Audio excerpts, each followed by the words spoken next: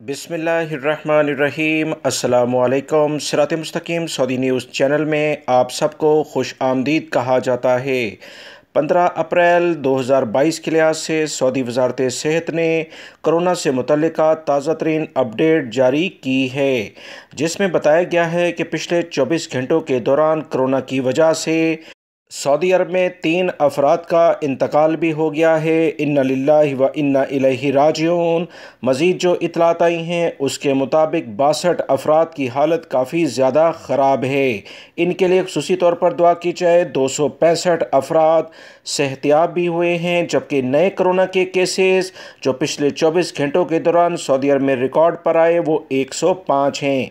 Saudi वजारत सेहत ने rush वाली जगहों पर मास्क के इस्तेमाल को यकीनी बनाने के लिए कहा, ताकि कोरोना के अगर असरात आसपास में किसी शख्स में मौजूद हैं तो उससे बचा जा सके। वीडियो लाइक करके शेयर भी कीजिएगा। अस्सलामु अलैकुम।